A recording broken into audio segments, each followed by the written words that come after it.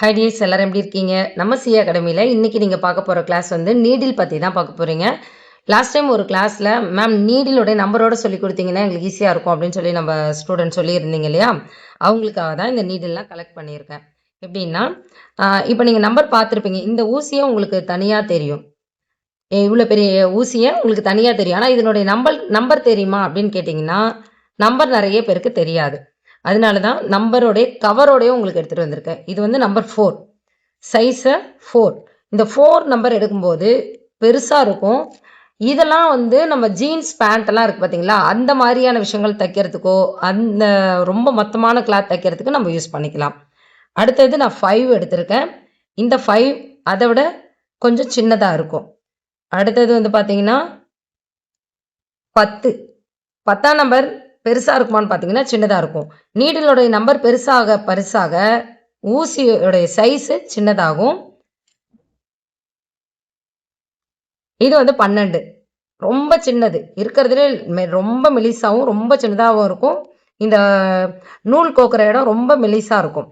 இந்த நம்பர் வந்து 12. சரி, இப்போ நான் இதை எப்படி எடுத்துக்கிறது அப்படின்னு பார்த்தீங்கன்னா இந்த நம்பர் நான் வந்து எடுத்துருக்கிறது 9. மேக்ஸிமம் நம்ம எம்மிங் எடுத்துக்கிறது, கொக்கி கட்டுறது, கை வேலைக்கு 9 எடுத்துக்கலாம். சரிங்களா? 9, 10, 11 இது 3மே எம்மிங்க்கு உரிய ஊசி. அப்போ இந்த 3ல் எது நான் எடுத்துக்கிறது அப்படின்னு கேட்டிங்கன்னா, இப்போ நான் எடுத்திருக்க இதுக்கு வந்து என்கிட்ட பாக்கெட் இல்லை. 9ஆம் நம்பர். இந்த 9ஆம் நம்பர் ஊசியில் தான் நம்ம எம்மிங் கட்டுறோம். ஒரு காட்டன் கிளாத்தாக இருக்குது. இப்போ இந்த கிளாத் வந்து இப்போ நான் வச்சுருக்க இந்த கிளாத் வந்து காட்டனாக இருக்குது, ஒரு காட்டன் ப்ளவுஸாக இருக்குன்னும் போது 9 எடுத்துக்கோங்க. கொஞ்சம் மீடியம் சைஸ் பூனம் கிளாத்லாம் வரும் இல்லைங்களா, அந்த மாதிரியான கிளாத்துக்கெல்லாம் 10 எடுத்துக்கோங்க. அதை விட ரொம்ப மெலிசாக இருக்கக்கூடிய கிளாத்துக்கு 11 எடுத்துக்கோங்க.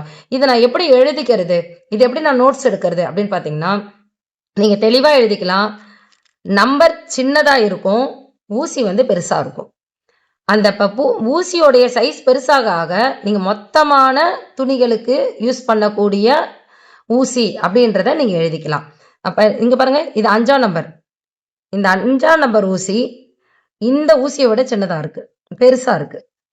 இந்த பாருங்க, இது என்ன நம்பர்? 12ஆம் நம்பர். 12ஆம் நம்பரை விட 5ஆம் நம்பர் எவ்வளோ பெருசா இருக்கு பாருங்க. இது 12, இது 5. 12ஆம் நம்பர் தான் சின்னதா இருக்கு, 5ஆம் நம்பர் பெருசா இருக்கு. அப்ப இதெல்லாம் எதுக்கு யூஸ் பண்ணணும் அப்படின்ற நோட்ஸும் உங்களுக்கு நம்ம ஃபர்ஸ்ட் கமெண்ட்ல கொடுத்துருப்பேன். அதை பார்த்து நோட் பண்ணிக்கோங்க. இதனுடைய தியரி வந்து இன்னும் நம்ம வாட்ஸ்அப் குழு ஓப்பன் பண்ணலை. வாட்ஸ்அப் குழு ஓப்பன் பண்ணோன்னா உங்களுக்கு தியரி நோட்ஸாகவே உங்களுக்கு வரும்.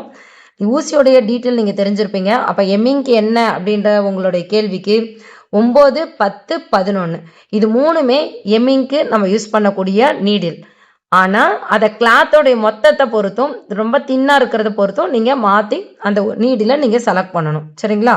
இதை பற்றி புரிஞ்சிருக்குன்னு நினைக்கிறேன். நெக்ஸ்ட் கிளாஸில் பார்க்கலாம். நம்ம யூடியூப் சேனல் சென்னை அழகு கலை.